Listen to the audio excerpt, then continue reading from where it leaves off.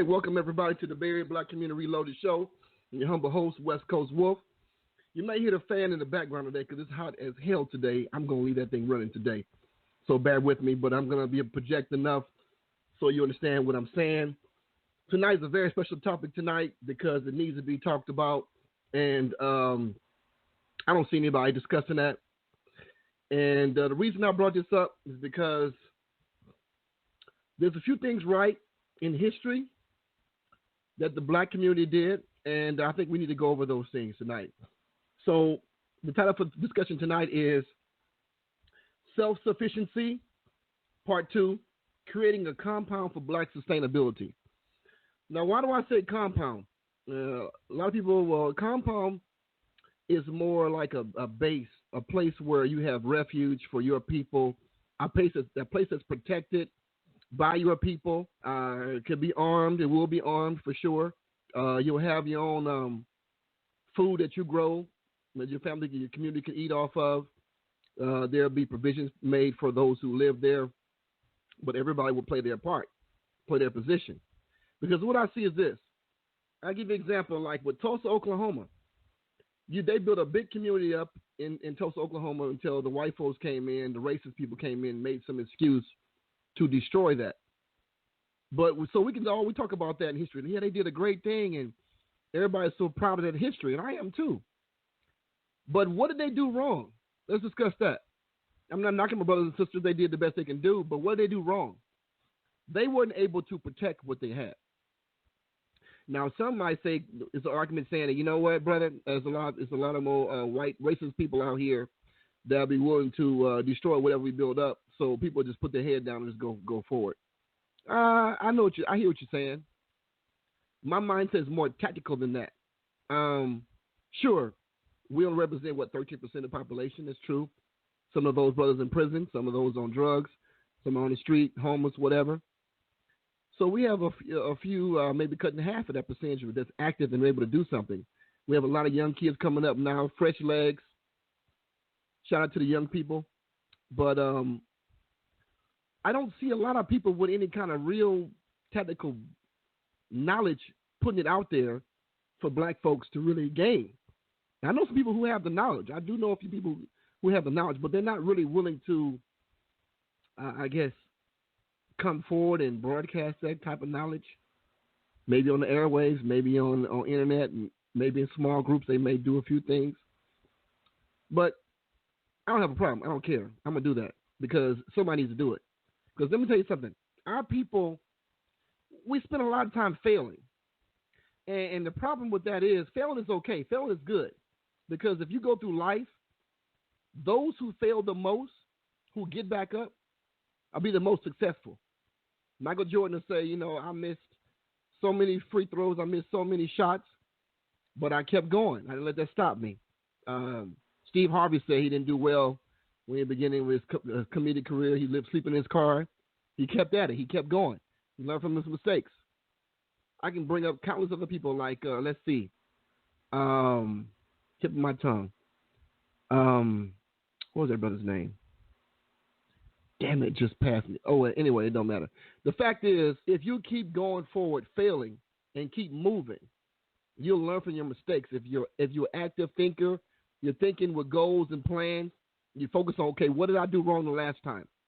So I bring up Tulsa, Oklahoma. Tulsa, Oklahoma, they were booming in the area, making more money than white folks across the way. But when they came in and they actually, people don't talk about it in history, but I believe that's the first bombing on U.S. soil was done over Oklahoma. They dropped some bombs above with the planes and whatnot, and everybody knew what was going on. And I think it started behind somebody I was with some white woman in somewhere. Brother with some white woman. They say he touched her or something in the elevator. Anyway, the point is they looked to start something. So they started some shit. They came across there and burned down everything. I think we had 13 or more banks and whatnot, and we had a lot of stuff going on. But here's the problem.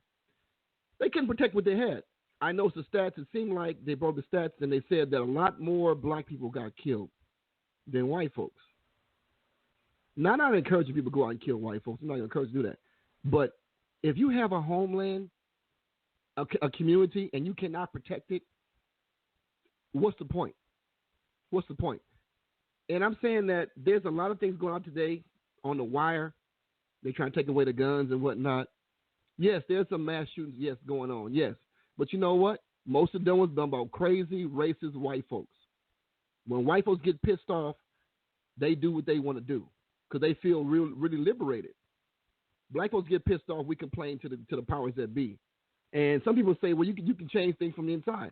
I got a friend that said change things from the inside. Yeah, I agree you can change some things from the inside. I agree with that. But at the end of the day, if you got to go home and you can't protect what you got, what's the point of building it up? So I thought this compound living. Me and a few of my friends and my colleagues, we're discussing some actions here that, you know what? We're looking to build a black compound. Develop it or buy some land. Put a few families on there who's decent, disciplined, civilized people. If you can't control your own kids, you ain't going to be a good fit for us. If your kids do not listen to you, you're going to be a good fit for us. We need people who are focused, people who are focused on the future and like to live in a civilized, peaceful environment. Now, I got a few friends. I don't care what your background is as far as you did time in prison. I don't care about none of that. We know the white folks system is destroyed a lot of our people. Most of the brothers that I know that seem like really doing it, brothers who did some time, they making moves out here, and I respect them for that. Them some of my closest friends, and I'm like, you know what? That don't matter because there's a lot of people out here complaining and they ain't doing nothing. And the thing is, I'm looking to build a compound, put together some people to put some money together to buy some land. We can develop our own fruits and vegetables, our own homestead, so to speak. And just, if we get about 10, 20 acres of land, hey, we can develop some property. I know there's a few black construction workers out here, big companies. I'm going to go discuss some things with them. And what would it be? We get some landscaping done, put some housing on there, because I'm going to tell you what's coming, family. Believe it or not, you are living in history right now to where there's going to be books written about this stuff that's going on today. This whole thing with the Brexit, it's called Brexit. It means the British exit. They're exiting the euro. And people say, well, it's not going to affect Americans too much. Well, let me tell you something. It is going to affect Americans too much. It's already affected Americans too much. The stock market went down 600 points on the Dow, over 600 points on the Dow. I believe somebody said another 300 today. The thing is, everybody who's working so hard on that job, you got a 401k. That 401k money is tied to the stock market, which means that everything happens globally is going to affect you. Now, when they have layoffs been going for like the last 6 to 8 months, or even maybe a year now, I've been noticing Microsoft laid off thousands, HP thousands. Several big tech companies are laying off thousands. Now, you might have your job right now, but let me tell you what the plan is. The plan is to remove all black people in the working force. That's the plan. And those who are retired, those people, they're looking to cut your pensions too in half. And those who are getting ready to retire, who have money tied to the stock market, they lost a whole lot this week. And they're going to lose a whole lot more because there's going to be a chain reaction of events happen. It's going to keep going down and down until this thing crashes again. And my question to my family is this. What kind of life you want to live? You got kids? Look at your kids real quick. Look at the pictures you have of your kids. What are they growing up into? What kind of society are they going to grow up into? Because I'm going to tell you right now, if you can't protect where you live because of the white supremacists put us all in one area, poor black people who just trying to make a living, and those young knuckleheads who don't have no respect for elders, no decency, no type of way to live. They looking to just to take because they didn't have no father figure to show them how to be a man and mature and responsible. So they're going to take what they can get. Those folks are out there too. Some can be reformed. Not knocking some brothers. Some people doing what they got to do. They know what they're doing, what they had to do, or doing what they learned from the street because they didn't have no father. I get it. But if those people want to be reformed, ready to come off the streets, we have to have some type of environment set up to where they have somewhere to go.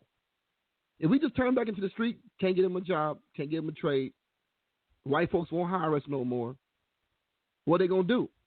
They going to hit the street, grind, bust their gun, head busting, whatever. So my point is this, family, we have to get together as a group, put our money together, because this is the thing. See, black folks, a lot of us is funny. We don't put no money on good events. We don't put no money on things that make sense. We spend it on foolishness and entertainment. But then we complaining when we don't have nothing set aside for us. Like right now, I give you a shout out to CJ. Donate $300 to the Black Community Foundation. Our whole movement here.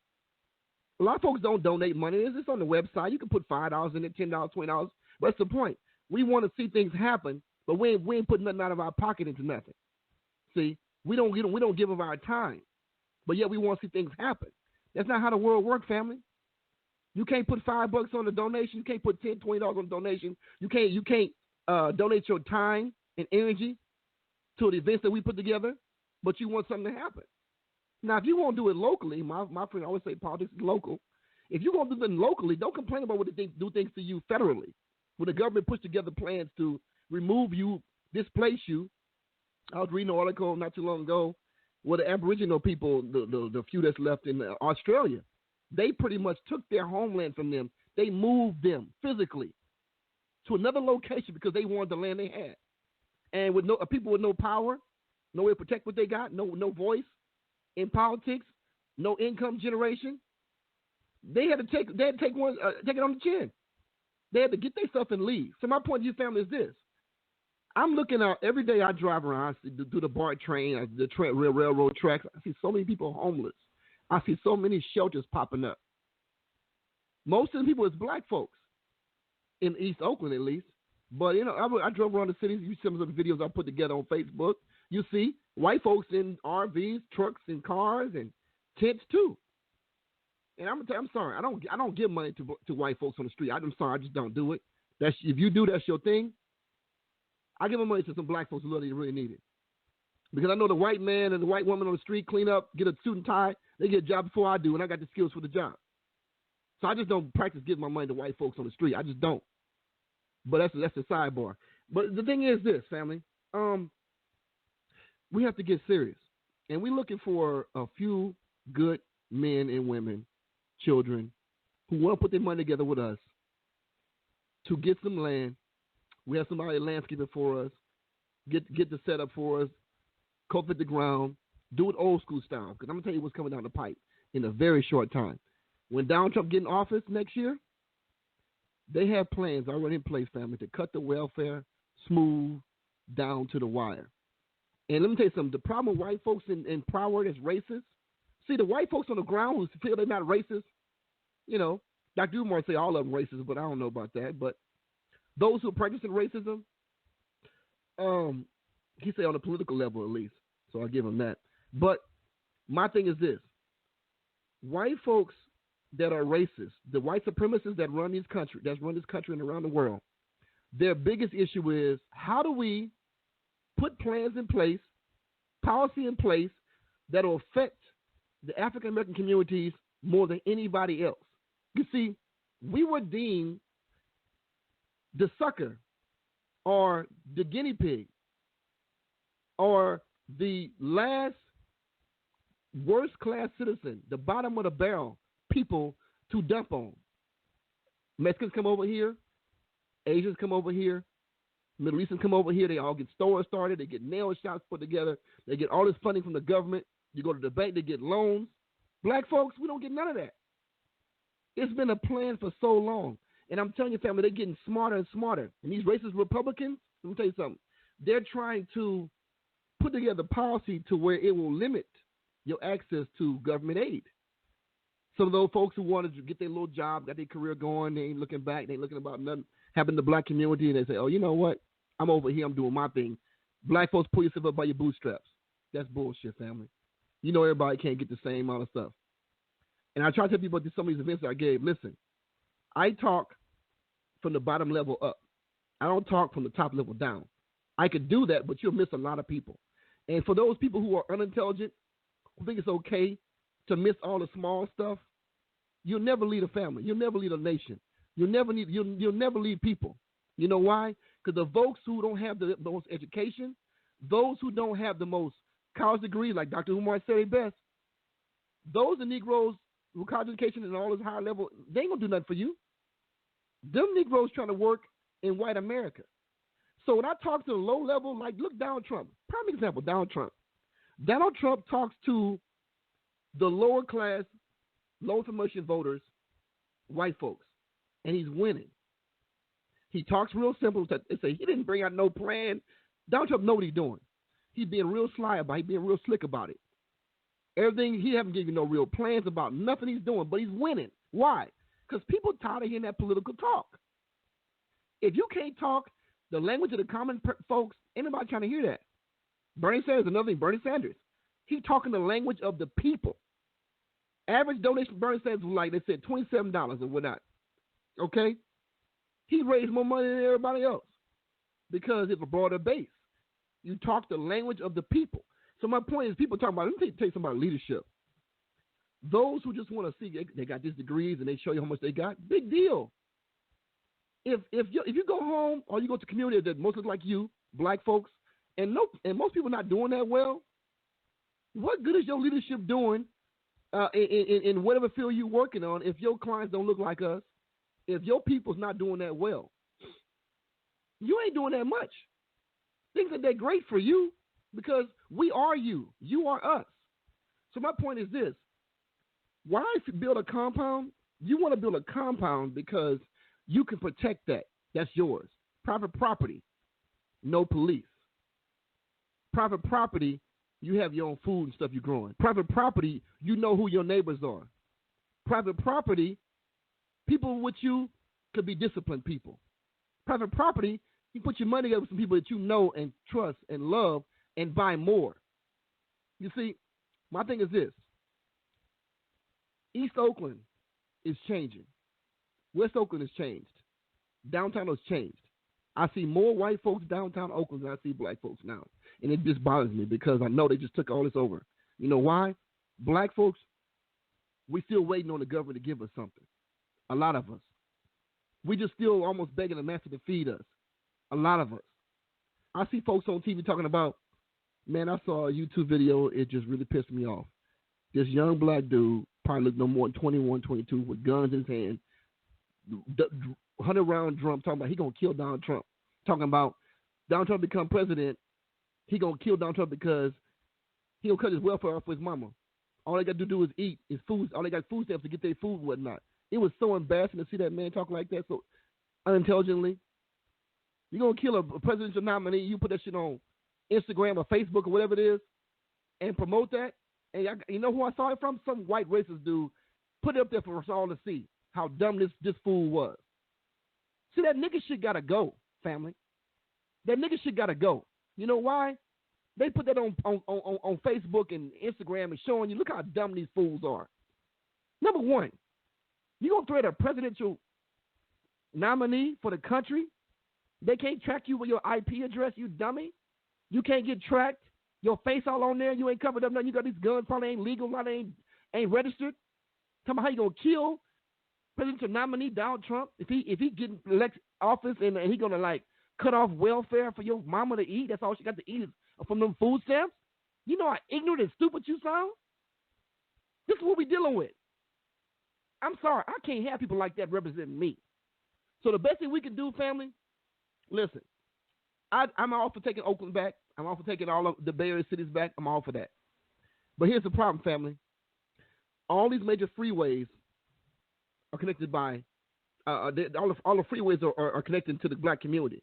All they have to do is shut down each one of the freeways. You can't get in and out. Martial law is real, family. Martial law is real. And here's the problem. If you don't have access to get out of that area in the event of a crisis or in the event of a martial law situation, I think it's coming real soon. Look at what happened in Sacramento just the other day. They had a right-wing riots happen because they was out there, people coming to protest against them. A lot of folks got stabbed, bro. Sis. A lot of people got stabbed up. 3 or 4 people is in critical condition. You can Google this. I ain't making this up. Now, what happens? The whole community uprises because they just shut this whole thing down. Now, think about this for a minute. You in a situation where you don't have no exits. You're in a situation where you depend on stores, a corner store, liquor store to give you food and drink. You're in a situation where In your house, you ain't got 3 months worth of food. You ain't got a week's worth of food in your house to feed you and your kids or yourself or whatever. Think about this. You ain't got no real weapons to hold yourself down in case somebody try to break in your house. With no police aid. So people get this wrong. The police are not here to protect the black community. They never were. The police force was built, created from its inception, from the slavery times, to bring back runaway slaves to protect property. They never was created for us. So stop going around telling people like, you want to protect and serve. That don't mean you, family. You're talking to white folks, people with power. The police here, matter of fact, I heard a radio show. It pissed me off, but it's the truth. This white prosecuting attorney was on the show. She said, listen, let's be real. The police were here to quarantine the black community and to suppress the black community. That's what they do for us. They're here to quarantine you and to suppress you, to keep you down. Then they'll be left us alone. We'd make something happen of ourselves. But it's too late for they got the drugs in the community now. A lot of folks on drugs.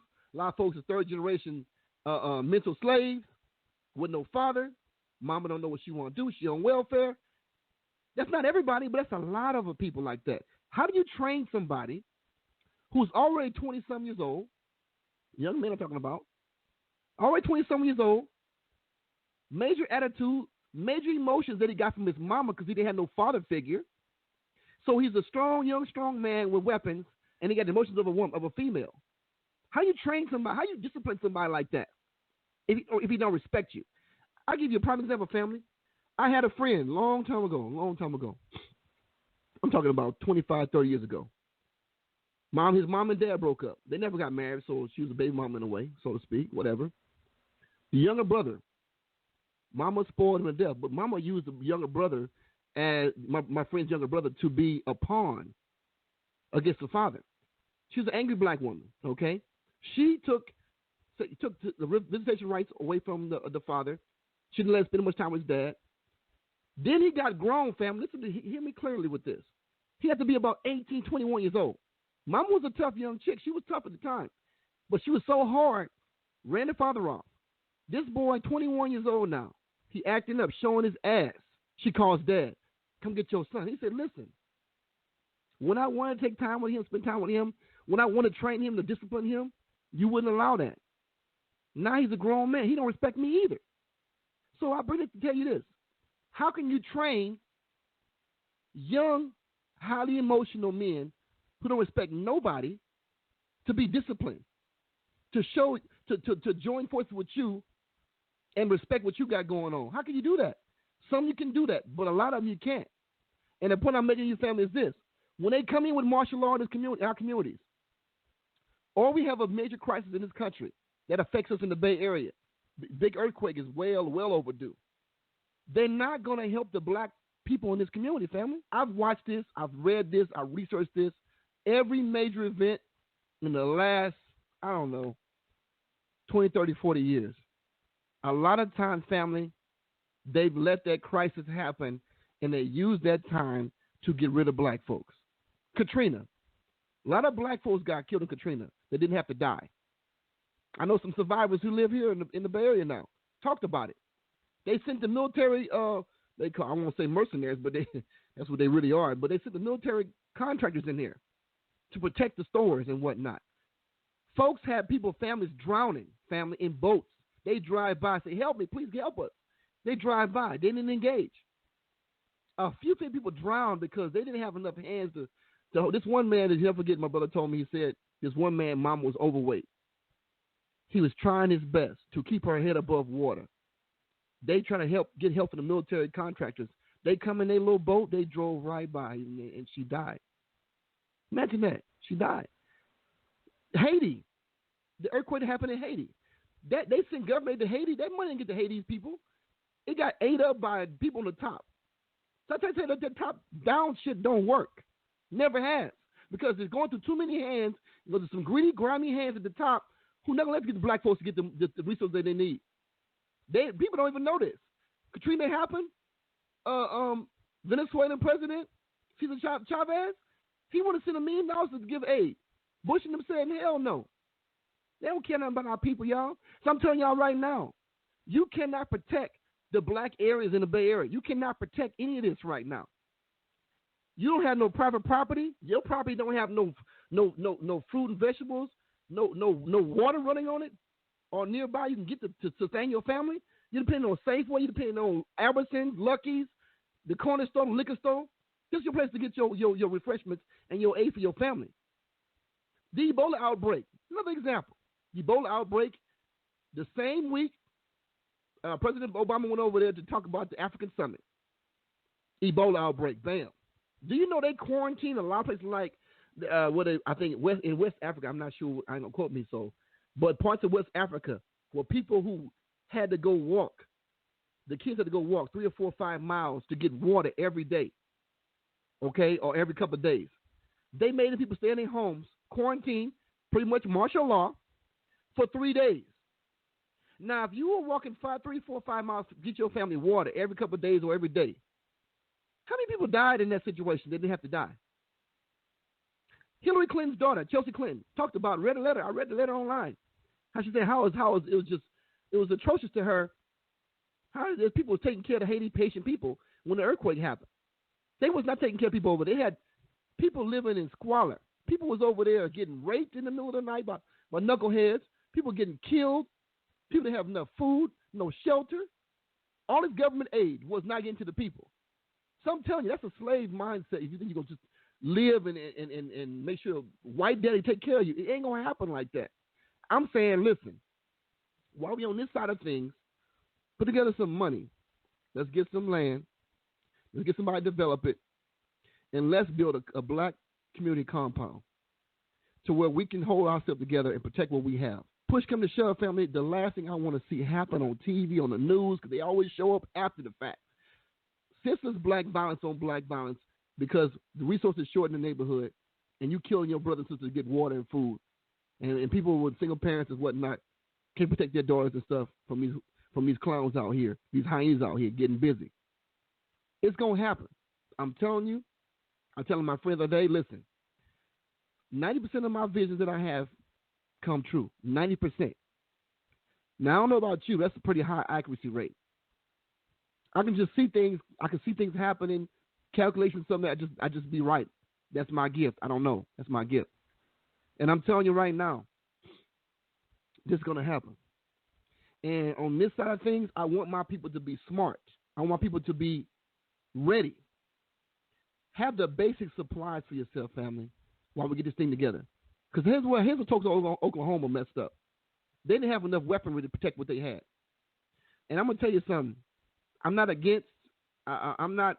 I'm gonna say it like I'm not against killing people who got badges and whatnot.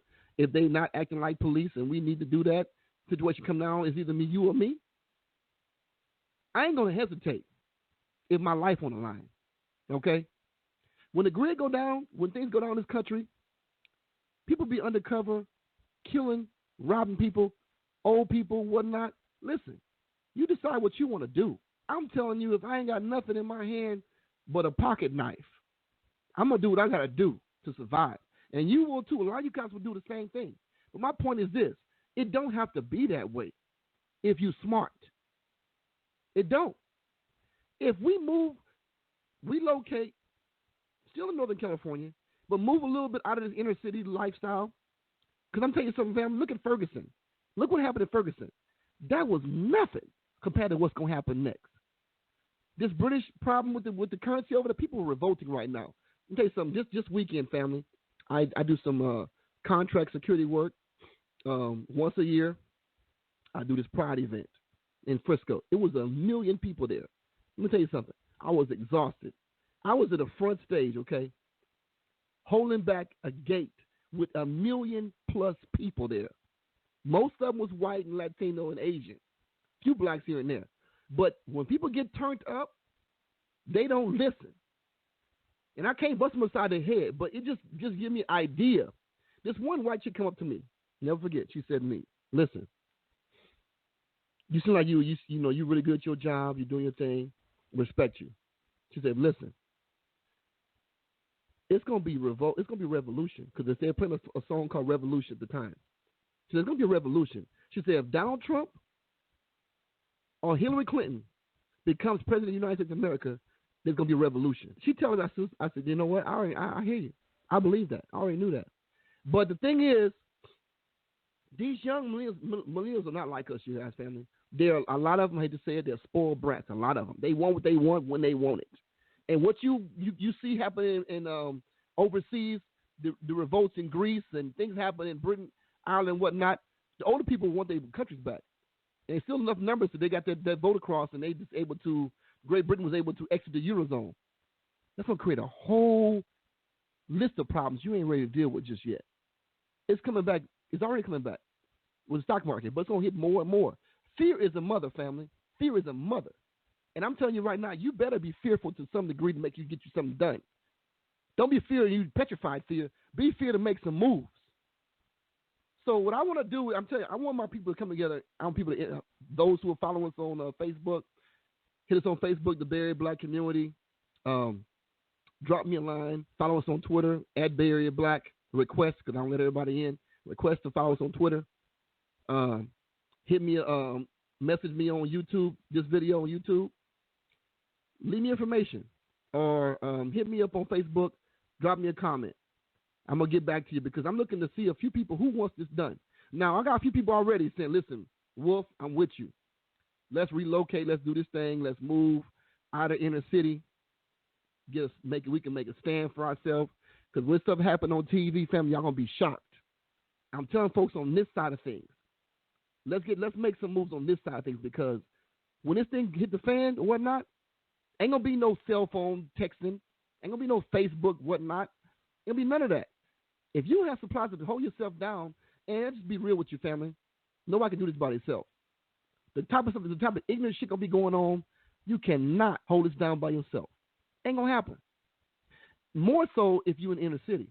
You're in the outskirts, you can make a few moves here and there under the radar or whatnot.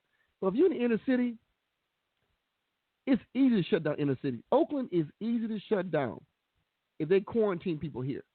East Oakland, West Oakland. Easy. Hit all the freeway exits. That's all you got to do. Block that. People will implode. People will be rioting, but we throwing rocks and stones against military-grade weapons? Seriously? You're wasting your time. So my thing is this, family, we're trying to get things together where we can get people together who really want something change. I'm going to tell you something, family. I'd like to have kids. I would like to have kids. But I'd be damned if I raise my kids in an environment where they're going to get killed by some knucklehead or killed by the police. Because I don't care.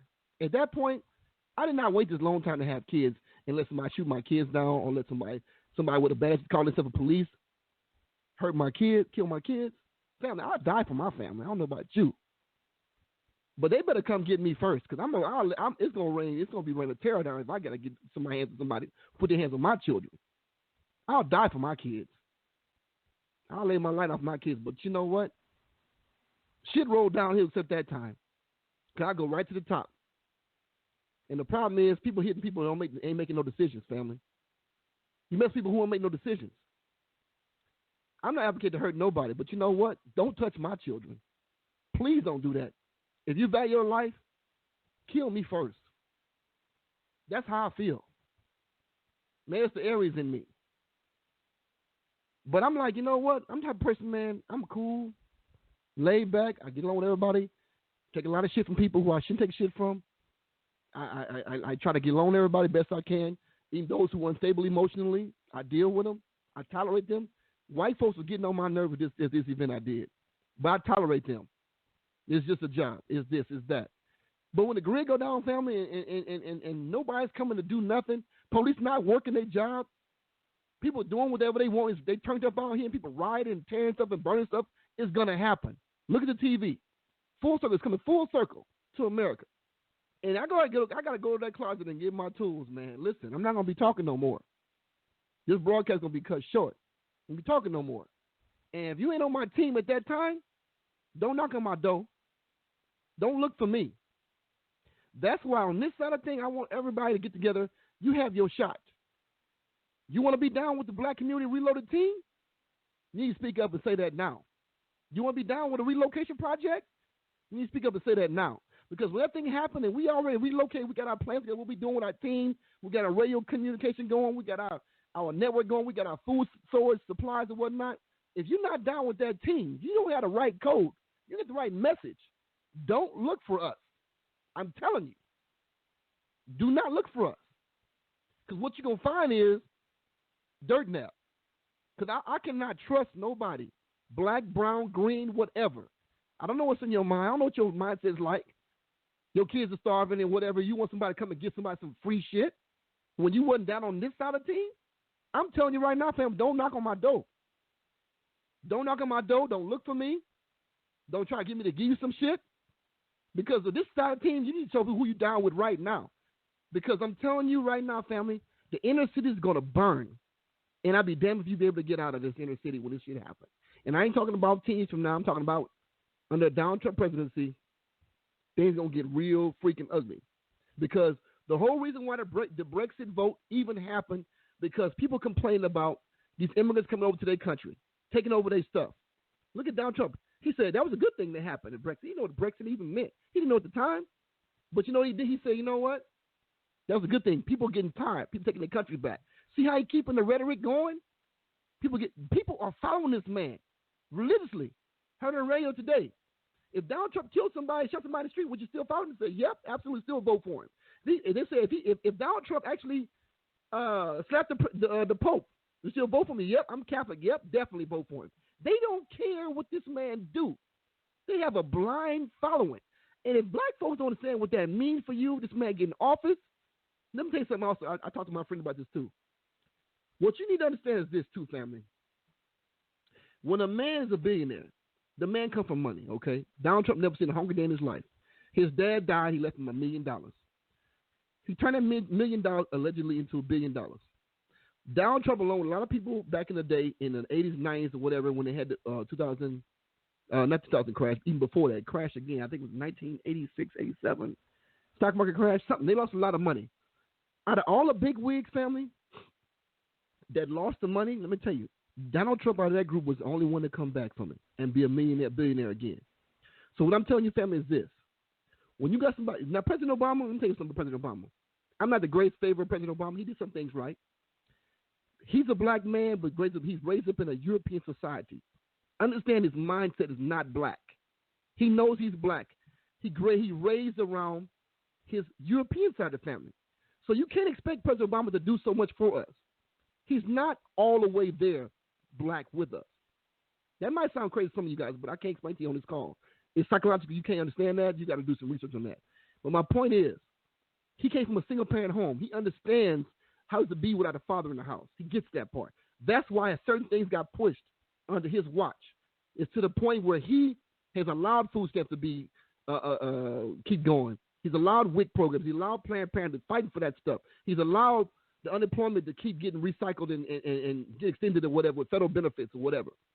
But I'm telling you something, family. Donald Trump or even Hillary Clinton, they've never experienced poverty. They've never experienced firsthand was go in the kitchen, no food in there. So I'm telling you, especially Donald Trump, he at least got people in the black community that consider her friend or whatever. She's been to Haiti and did whatever. Trump ain't never dealt with that kind of lifestyle. Trump will cut shit off that your people need. And my point is this. If you ain't never been hungry, you ain't going to understand what I'm talking about right now. You're going to feel me. You're going to feel me if you have no marketable skills. My friend CJ, I literally use CJ as an example. My best friend CJ, hey, my man's a carpenter. He hustle. Love that boy. He hustle. He can make money out of nothing. I want to make money like that as women when they can sell their body.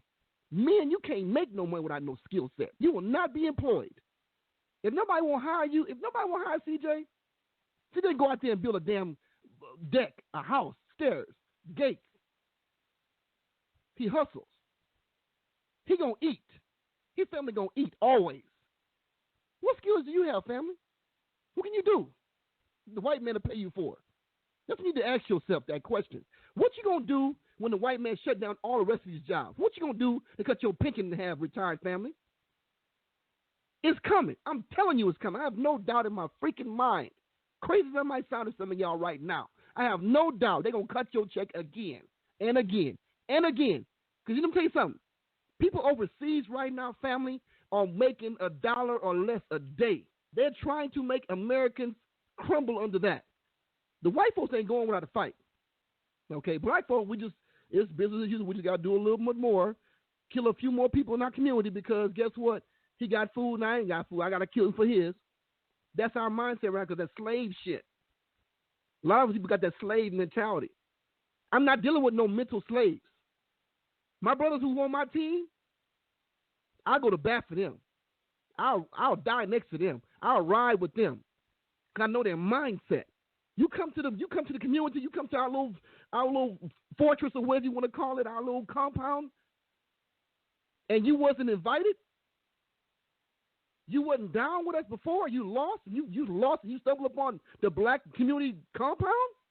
Let me tell you something. You better know somebody who can vouch for you, because that person at that gate, that homestead, ain't gonna show you no love. I'm just telling you that right now.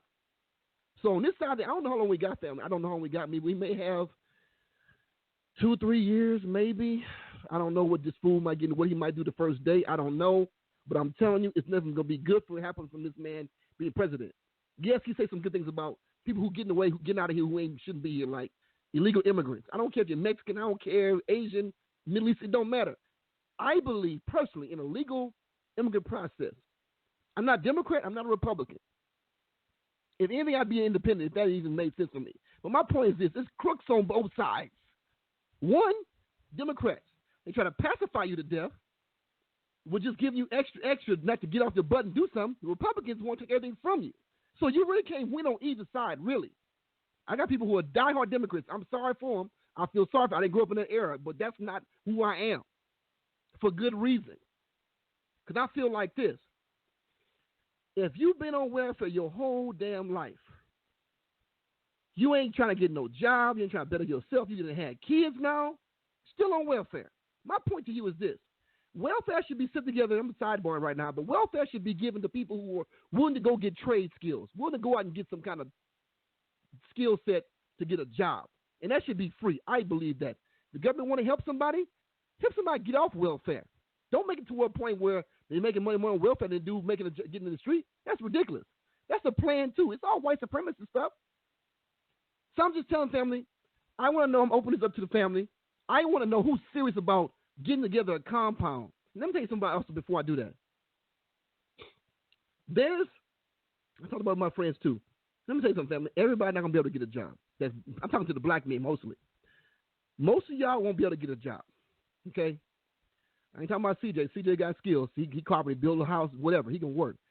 Trade skills, you'll be able to work. You hustle. They'll hire you for that at some level until the Mexicans overrun us for everything.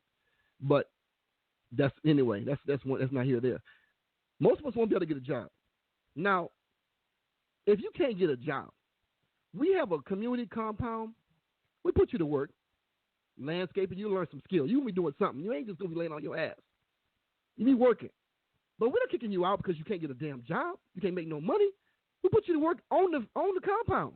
See, that's the problem. Everybody want to just cast people off. Oh, man, he been on drugs. Oh, if he off drugs now, give him a job. Shit. Oh, she's got 3-4 kids. And the kids well-mannered, we'll bring them in. She want to work. She can cook, she can clean. Put her to work. We ain't kicking nobody for no reason. My point is, come to community, because we will have a council. Community is law. We have our own law on the property. But I know with private property, police don't have to. It can't give a step on your line. It's private property. Nobody outside who we don't invite can come in. Period. I want to have a basketball court for the young kids to play, playground, tennis court, shooting range. You know what I say? Shooting range, community garden, pond on lake, fresh water with fish in it. I like to have all that. We can get 10, 20 acres of that, we can do some things. And we carve out property pieces for everybody to have their own space they needed. Maybe we build a apartment complex, maybe 100 or so unit. Everybody can have a spot to live. But everybody going to play their position. This is what we want to do. So, but it'll be out somewhere outside of the city. It'll be outside of Oakland, somewhere we can protect our own stuff. So, I'm open to you guys, and that might sound a little far-fetched for some of y'all, but hey, it is what it is, man. If you see what I've seen, you be thinking different. Like, for example, I see people on Facebook right now selling their little dreams, selling their little dream jobs and whatnot. I'm like, that's bullshit. You don't know. You ain't finna have that job in 5 years. Tell her if you want to. What you should be doing is working on some community skills. What you should be doing is working on some trade skills. What you should be doing is working on some skills that can benefit your people when they won't give you that job in corporate America no more. I tell folks all this right now. Listen, white folks don't love black folks like that. They love you for entertainment. They don't love you to be competing with them in the job world. They don't. It's because you got a big highfalutin degree. You get employed because they couldn't find nobody as good as you. They couldn't find nobody to fill that gap. But let me tell you something, family. Once these Mexicans out here who working for cheap have raising their children and they get the children educated collegely, they got the black men. They got the black men already done. We already done. Mexican men doing everything we should have been doing except security and truck driving because they can't read English. They can't pass the test, whatnot, stuff like that. They might have papers, that kind of shit. But that's one thing. But number two thing with the women, just wait till the second generation of colored people get educated here for the low-level jobs. See, the reason why our system is still working because the Mexican women of this generation has not gained that English skill set, that college degree level yet. But in another 10 years, you'll see it, and y'all going to be laid off. There'll be a lot more prostitution on the street because if you can't make money, they got enough maids. Mexicans got that. They got enough house cleaners. Mexicans got that. Corporate America, Mexicans got that. What you got left to do? You got nothing you can't do but sell that ass. And I hate to say it like that, but that's the truth. Ain't nothing left. That and crime. And what crime? They telling me, your boy, what's his name?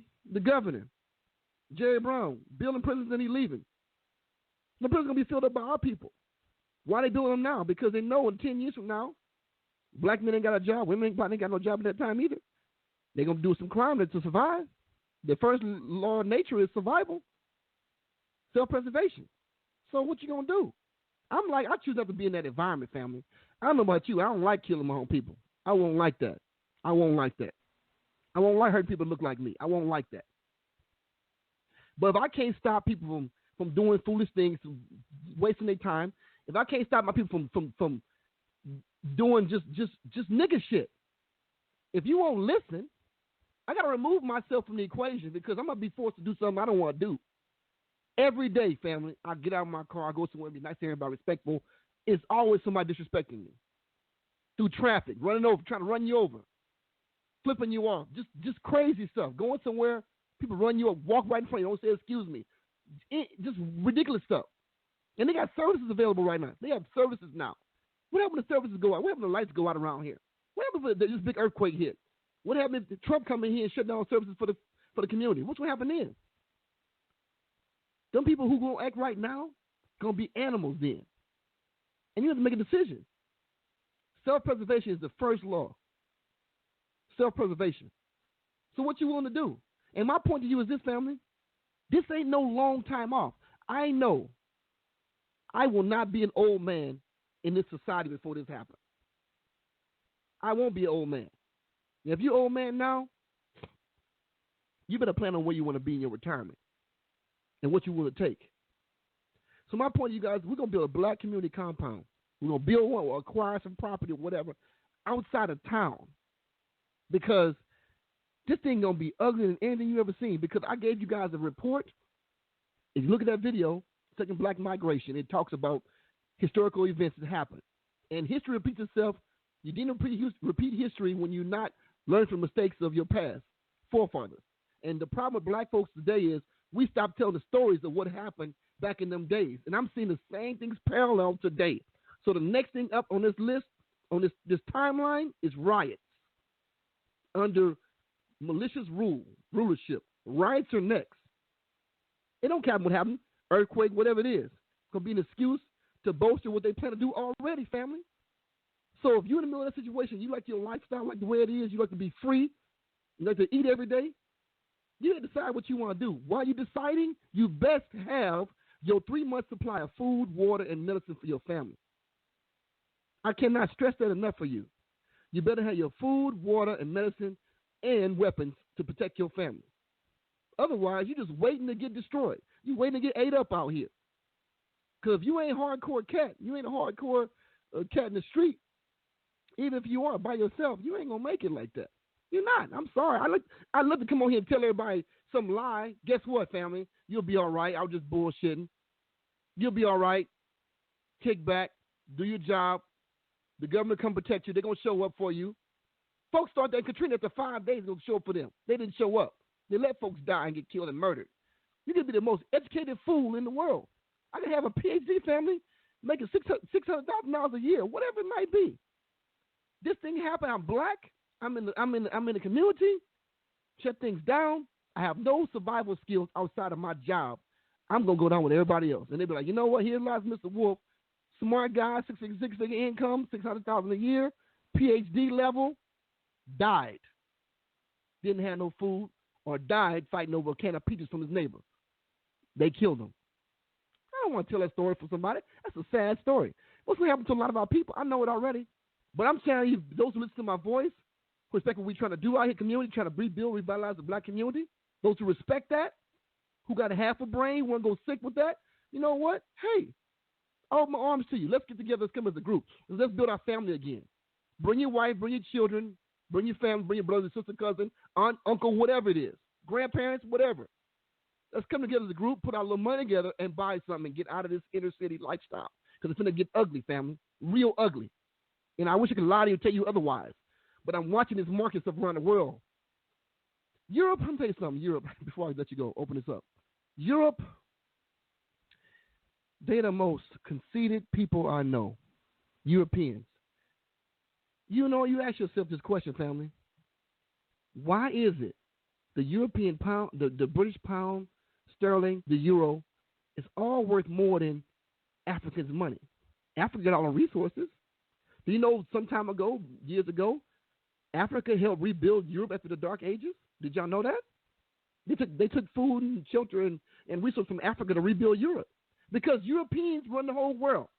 White supremacists. So they make sure Europe is an area that's always doing better than everybody else.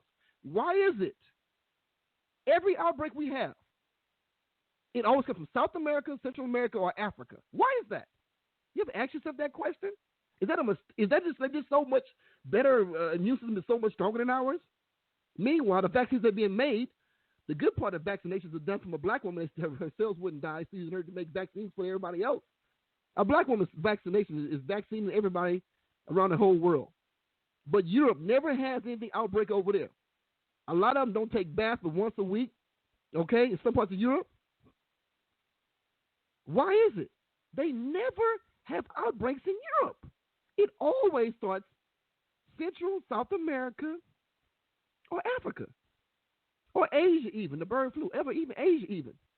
You ever ask yourself that question? Why is Europe so immune?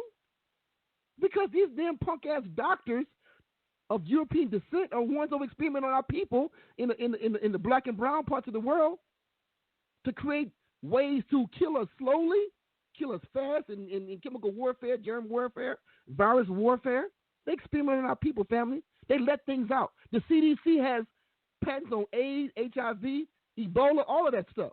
So they create vaccines that's got traces of stuff in that, polio. It's proven. Look it up. I ain't making this up. They put stuff in this stuff to make your people sick. Making people sick. I got a friend right now. His baby was not getting sick off nothing. Till he gave her one stanky-ass vaccine shot. Now she's getting sick now. She was around sick people all the time. Him, his wife, family sick, everybody sick. She's running around playing la, la, la, la. So you got that punk-ass vaccine. I believe they got vaccines for black people and they got vaccines for white people. I believe that. I'm sorry. Call me conspiracy theorist or whatever. I don't care. I'm telling you right now, why is it this never originates in Europe? You ask yourself that question.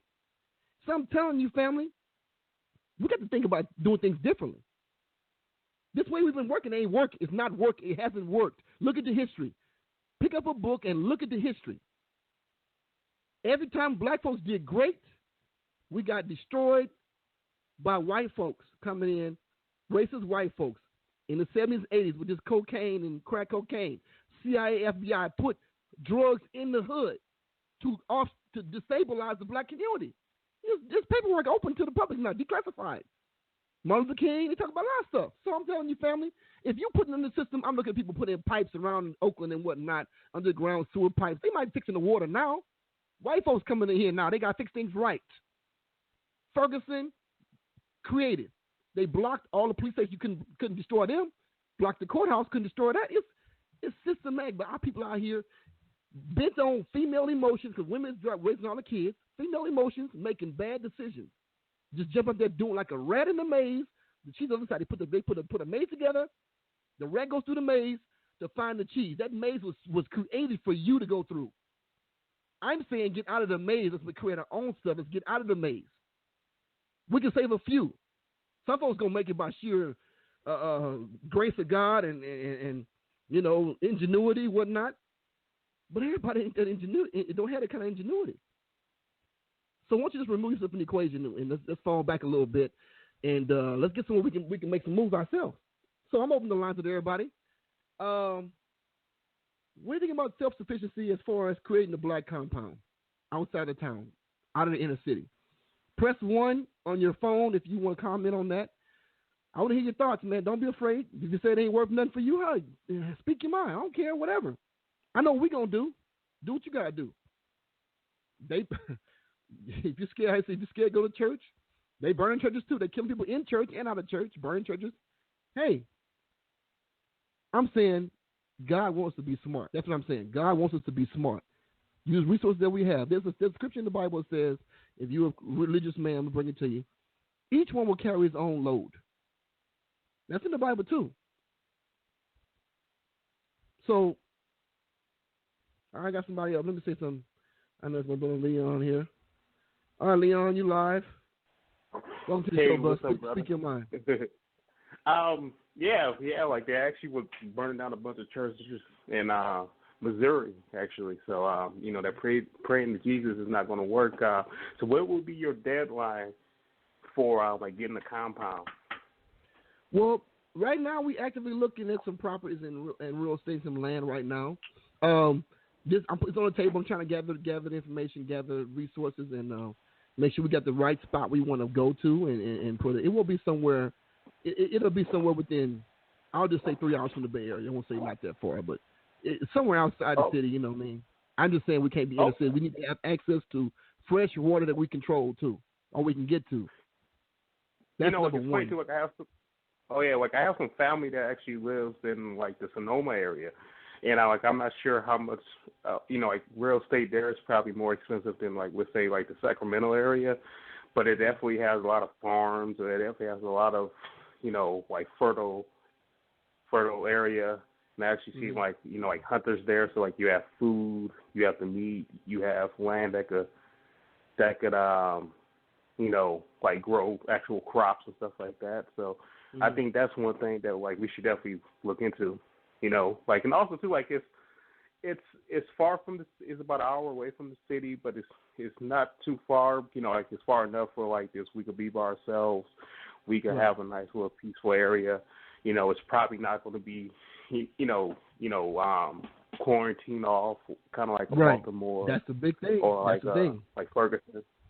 Right. Exactly. Like this, and the cool thing about the compound is, even if they do quarantine some stuff off, as long as you can fling yourself inside, you have land, you have food. So while everybody else is doing their stuff, you could at least be planning and be prepared to do whatever you have to do. Versus everybody else who's like, man, now I can't go to Safeway, and even if you were able to go to Safeway, it's going to be already robbed by the time you get there. So.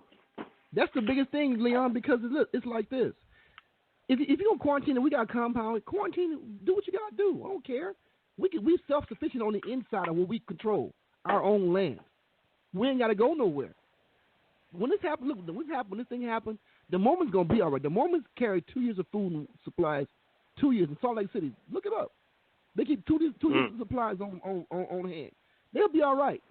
I'm talking about the people, the black folks, the many black folks out here depending on government to show up to save them. They're going to use that time to exterminate them. And while I got you on the phone, matter of fact, the Purge election day comes out this weekend. I encourage everybody to go see that. The Purge election day comes out this Friday. Go see that film, family. But go ahead. like totally. Like right now, like I would suggest for anybody now would just be like, if you can, I mean, definitely start building up on your weapons, start training tactically. Like it doesn't have to, like at least take a martial arts class. Because I definitely believe it's coming, man. Like I remember I did this one essay for like a blog, and it was talking about should the Black American community get a militia to counter white supremacy. And one thing I discovered was during the first 4 years of Obama's election, there were like the white supremacist groups multiplied by 8. So they went from like, I forgot, like 140 something to like, I think like 1,200 or something like that. I mean, like they've kind of went down a little bit, but but the amount of, but that's because, certain groups join with other groups and stuff like that. And this Trump thing, it definitely proves, I mean, who would have expected, especially during Obama's first year, that a guy who was Hitler-esque could have actually, I mean, like, I'm not surprised, but I mean, like, a lot of these, tap dancing black people and these fake liberal white friends that you have, ones that have to cut out my life too, was like, oh, like America's not racist, this, how about Obama? It's like, well, yeah, we get locked in. I mean, the hood is nothing but like this. I think that we fail to realize too, by getting all the government assistance, that we fail to realize is that we've been basically kept on life support. Like this, we've been kept on life support to feed, systematic white supremacy. The hood is nothing but a prison farm. And I've got family in law enforcement. It's like, it's literally nothing but a prison farm for the industrialized prison complex. Not only does that make billions of dollars, the people there, they have to work, they have to provide stuff just like slaves. Also, too, it provides other jobs, too, for people.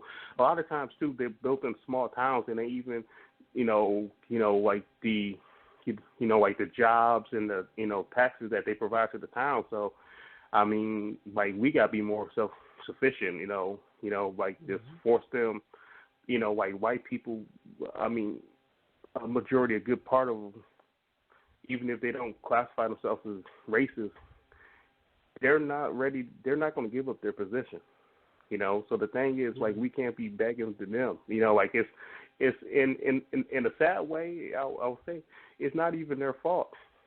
And what I mean by not even their fault, when somebody smacks you and you don't hit them back or you don't do anything and they smack you again, first time, yeah, it was their fault, but now you just allowed yourself to continue to be smacked. You know what I mean? Like, and that's one thing, like, this we have to do. So, like, I'll get out here pretty soon, but, I'm definitely want to find out more about this compound, because, like, I definitely think that is a, like a smart idea. You know what I mean? Like, and I definitely want to, want to be involved. I hope you down with us, man. Like I said, you one of my good friends, man. I know your heart, but you, like I said, if we're not here, you got to get to where we at. And I don't know where you live, but you know where you live. It's going to be pretty difficult, my brother. It's going to be hard for you, bro. You got to think about that. Think about where you at, man. Think about where you at. Well, yeah, like I was actually thinking about that too. Like it's funny, like so living in the like a city, like I don't mind telling my city, like just living in San Francisco. Like I don't live in like the I don't live in like the Hunters Point area. You know what I mean? Like I live with I'll be like a bunch of white people, Asian people live with me. There's only two bridges though, bro. There's only two bridges: Golden Gate and Bay Bridge. I agree. And the water. I agree. I'm not good swimmer you are, but I'm not ocean swimmer. Like I'm not a bay swimmer. Like I'll swim in a swimming pool. But right. Oh yeah. But like that's one thing too that I actually was thinking too, man. Like even with the swimming, like I think we, when I say we, like I'm applying this to myself now. It's like just learning how. I mean, like I do know how to swim. I learn how to, like taking some swimming classes. Like just work on my firearm, because like let's say this compound happens in a year from now, right? Let's say like this. Let's say it happened here. We need to all have some skills, man. I mean, they have enough books. out there. Yes, They have enough I'm glad training you said out that. there. Work on your skills, family. Y'all need to be working on y'all skill set. Have something to bring to the table. Don't come with an empty hand, open mouth, and don't have no skill set. You can cook, that's good. Can you grow a garden? That's good. Can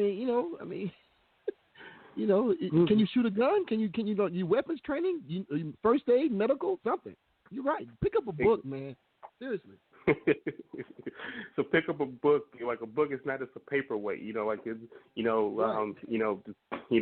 like just get some skills, because the last thing you need is just like the hood, a bunch of unskilled people living next to each other. We gonna start turning against each other real quick because there's nothing to do. You know what I mean? Like when people have nothing to do. Those who can go train them, and they better be willing to do the work. That's the thing about it. Every part of the part of the like your compound. Like I know the compound. Like you talk about, everybody gonna work. But I'm just talking about like in general. Oh yeah, right.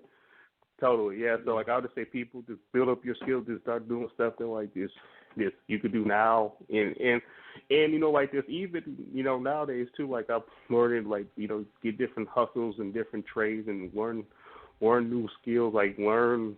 Like I've known white people that out here getting money.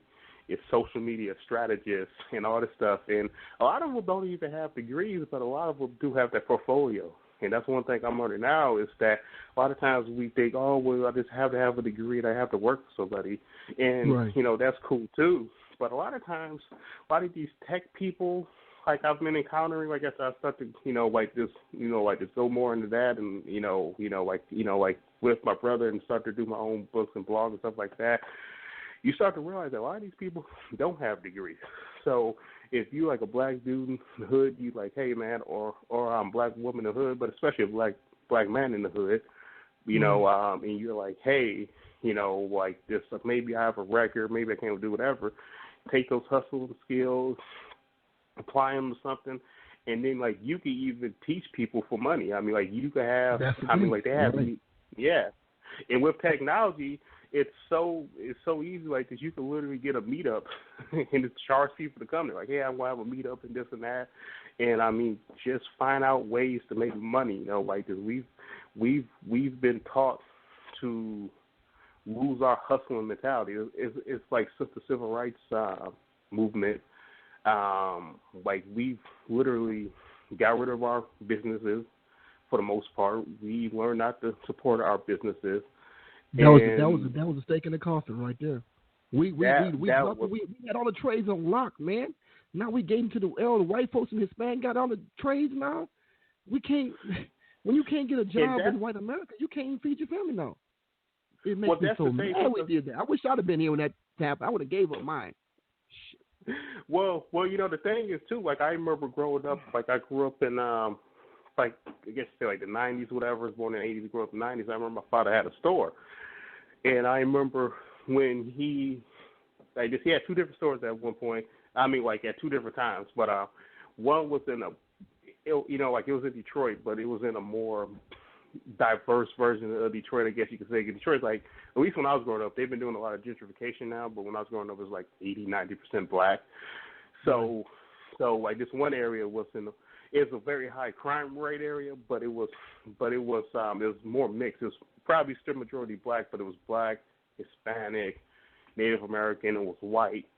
And I remember that neighborhood, and so especially the Hispanics, man, after they get done their construction jobs, they buy cases of beer, hey, amigo, hey, like this, all that other stuff. And so that store eventually wasn't, like the best, like it ended up like burning down, whatever, like just for some structure. So my dad ended up opening a store in a like an area that was pretty much 100% black. I mean, with the exception of some Arabs that owned some other businesses, it was just pretty much all black. And I remember it was just sad to see that like blacks we have a habit of we wanted to hook up when it comes to like another black person, but we will tap dance for those Arabs who because they're Caucasian. And yeah, because it's a slave mindset, man. Slave mindset, because people understand that, this is how we lost all we had. You got to listen. You got to pay your own brothers and sisters. You have to pay them. Yeah. How you stay in business if you won't pay them? The Mexicans run to their, they'll run by your business to go to their own people. It's just the mindset. Them white supremacists way back in the 400 years ago was so smart. They knew how to do this, man. It's sad. It makes me so sad that they did this, man. It's so sad they did this, but they knew what they were doing. That's the single most problem we had in our community. You don't want to pay your brothers and sisters. That's the problem. You guys want to talk? Press 1 on your phone. We'll get you in the queue. We got a lot of folks on here. Press 1. Everybody just be listening. But yeah, go ahead, Leon. But y'all press 1 if you want to talk. Oh, somebody want to say something. All right, hang on, Leon. Let me get somebody else on for a minute, Leon. I'll put you right back. I'll get you right back. Okay. Hang on. This is 2697. 2697. Let's see. Who is this? 2697. Welcome. You on the air? Yes, sir. Hey. How you doing? Brother CJ. Hey, yes, sir. I just had, I appreciate the good words about me, but I just wanted to say something. There's a couple things that just really was hitting me. The first one is about work, right? And this is something, I don't know how much of what you're saying is true, but I believe it's going to come to a head. I believe it's going to come to a head. Believe me, bro. The thing is, when you start talking about the Mexicans, I got some Mexican friends, but the thing is, this is the truth. The truth is they stick together, and we won't. I mean, they will, 20 Mexicans will go and buy one house. They will buy one sack of beans, one sack of rice, and they'll put the money together. And that's where black people, we're killing ourselves with. We won't do anything together, and it's just, the idea is so beautiful. I mean, it's just like when you talk about it, you talk about having our own land and our own. I'm thinking even further. I'm thinking of schools. Training. Oh, for sure. You're talking about trade. I could be teaching somebody. I could be teaching somebody what I know, how to be a carpenter, a plumber, electrician. And because we're not going to be able to go outside and find work. This thing is coming to a head, and I believe that. And if we're not sticking together, that's one thing. That's one thing I can say about about the Mexicans. They stick together, man. They just got a special kind of love. I don't understand it for each other. They don't even know because they wasn't brainwashed like us, bro. That's what I'm saying. So if I'm trying to go, so I do carpentry. I mean, I'm gonna find some work. I do carpentry. I do hauling. I do recycling. I'm gonna find some kind of work, right? So I'm recycling. For example, I'm recycling, and I go to some of the auto shops, and they say no. Well, I'm keeping it. And then I come back another day, and I see that they're giving it to another Mexican, and then they'll keep it for each other. They won't give. They won't give it to you. I offer them money and everything. They stick together. And that's just a special kind of love, and that's what we need to work on. We got to have something like that, and I think your idea is going to be a start. It's going to be a start to get people together, together, and to stick together and look out for each other, to help each other. Right. What people got to realize, CJ, is we gotta have a base we can protect and rest. Imagine coming home to a compound. You hit this gate, CJ. It's all black community in here. It's all people you know. You got a house over here. You got fruit trees, vegetables on the garden, kids playing. You got a hammock between two trees. You get in there and you want to be outside and relax. When you go out there and close your eyes, nobody gonna be on you but your kids, your dog, whatever, and the flies, butterflies, and just when you can walk up, do whatever. Your kids run around in the back. Nobody's gonna come out and shoot them down. They ain't gonna get shot. They ain't gonna get killed. And they ain't gonna get raped. It's safe. You're going to close your eyes and you're good. That's what I got to have for my kids, man.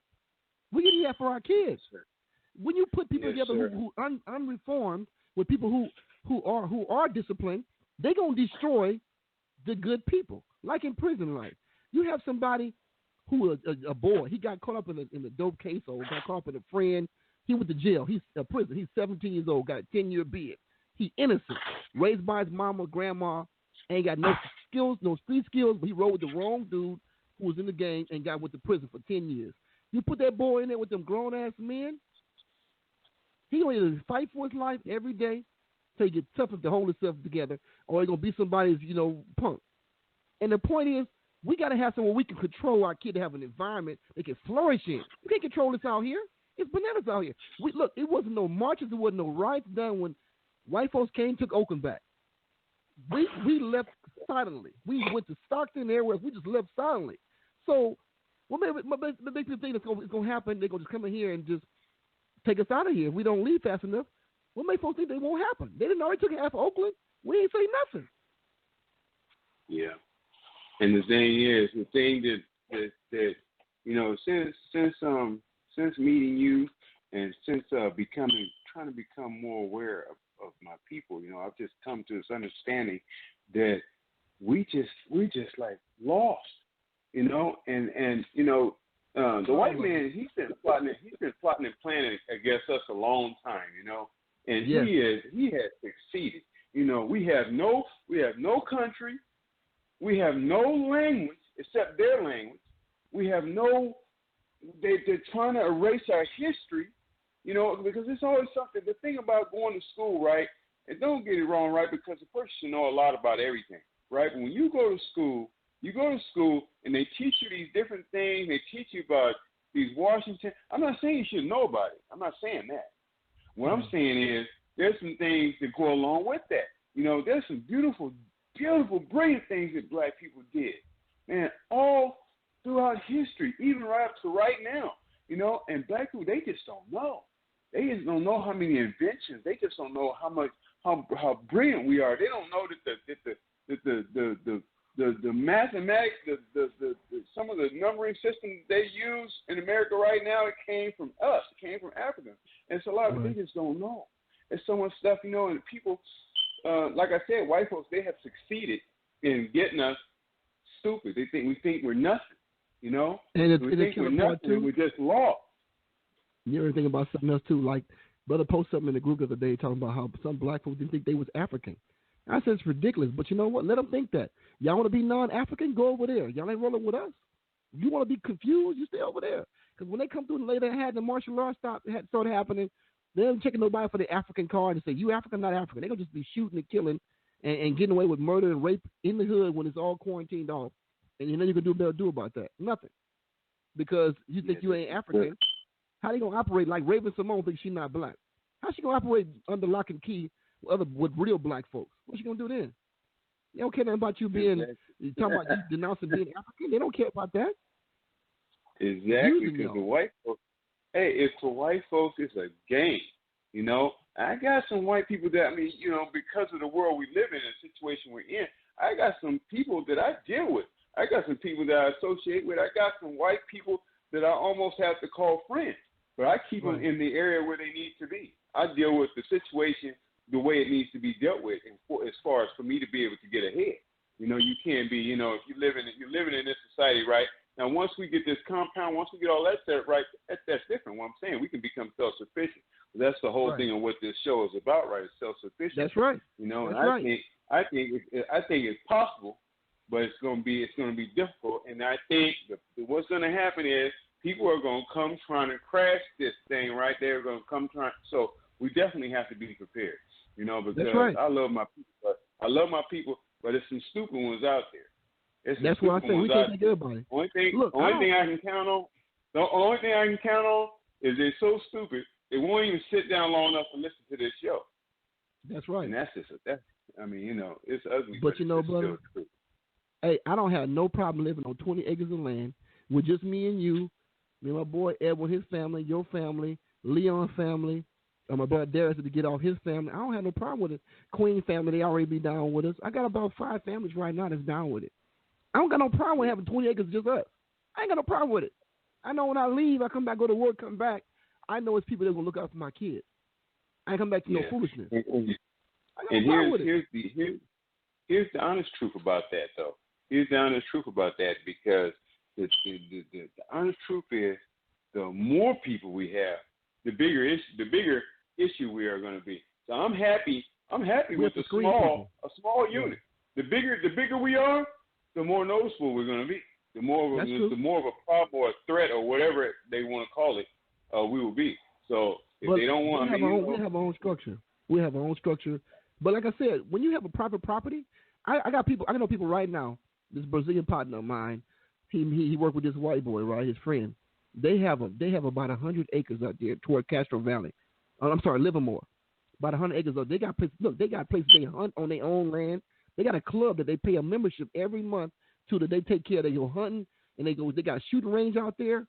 All that out there, and nobody bother them because see, when you're not in inner city life, you know, let's say okay, they'll let us ride. White folks don't care about a small community way over here. We ain't big as Tulsa, Oklahoma, but I'm like this, man. When I get to be an old man, I can't move around and protect myself as good as I can now. I'm not trying to be in the middle of all this drama, man. I'm not trying to be in all that. We have a place we can have some peace.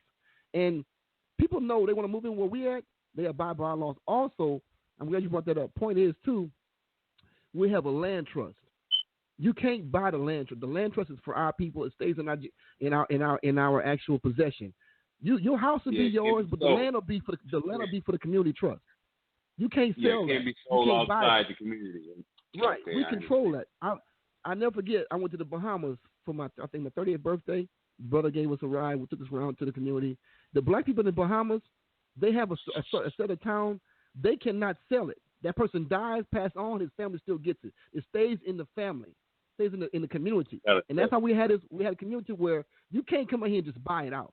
It'll be a trust, a land trust, holding like you do when these people get these mobile homes or whatever. You rent the space. They don't never had a land. You might own the mobile home on it, the double wide or whatever, but you don't own the land. And that's how we have community. Everything on the ground level will be in a community trust, and the laws will be to pass on to the next generation. It won't be for somebody to just come in here and just buy it all up. No, it won't be like that. It won't be like that. And that's what I want to do, man. I want to say one last thing too. You really opened my eyes up about the police, and I'm sure. Okay, I'm not going. I can't speak for you. I'm not going to generalize the whole police system like that, right? But I say a large amount of it is exactly what it is. I had never thought about it like that. It's not really protect and serve us. It's to keep us in line, keep us controlled. Keep us.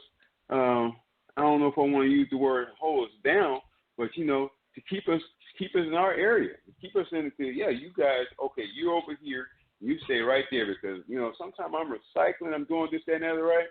I'm out of my area. Because the good stuff is over there where Whitey is. It's over there. That's what I mean. Just tell the truth. That's where it's at. Hey, man. So I'll go over there, right?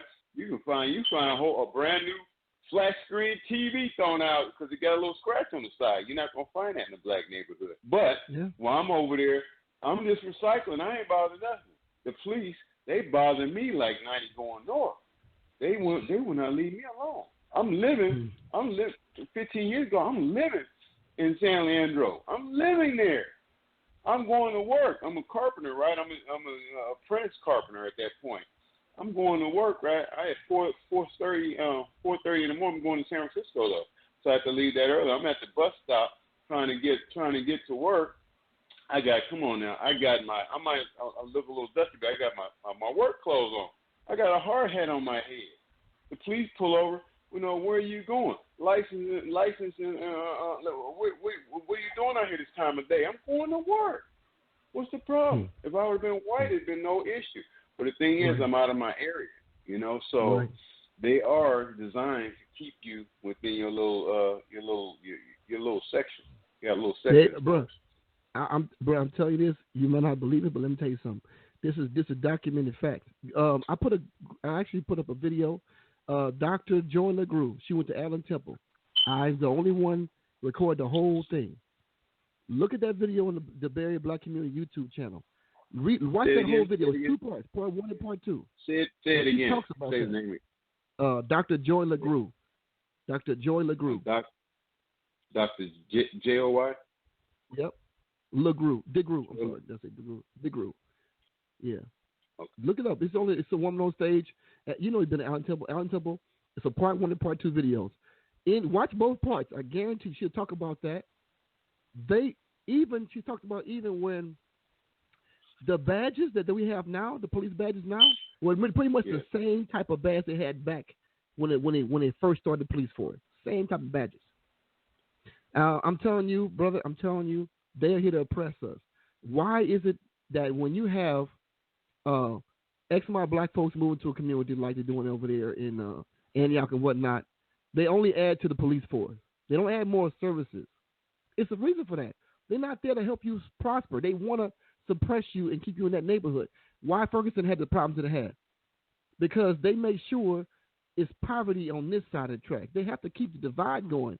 If they don't keep the divide strong, folks will mate with other people, and it will mix the population. You can't have racism if you don't have people thinking that they better than other people around here on the other side of the tracks. You can't have it. If the whole world was brown, they couldn't say, you black and I'm not black. No, they got to make a light-skinned black, a dark-skinned black. And then they got white over here, the 1% rule. It's the same thing. So police is there to enforce white supremacy. They are. It's proven fact. Look it up. I ain't making this up. But I'll just tell you right now, we got to remove it from the equation. Hey, look, so I just want to make sure I got this. I don't know if you have another call or not, but I need to make sure I got this right. So Dr. Joy LeGroux. DeGroux. It's on the black. I'll send you a link to your phone. Okay, then my last question is, what was the name of the film that you suggested earlier? What film that I suggested? I don't remember what it was. I have to rewind the tape. I have to play it again. Oh yeah, that's right. It's you're recorded, so I can. Yeah, I recorded. We'll look back and see what that was. But yeah, also I'm gonna I watch. You know, one good movie to watch too is Rosewood.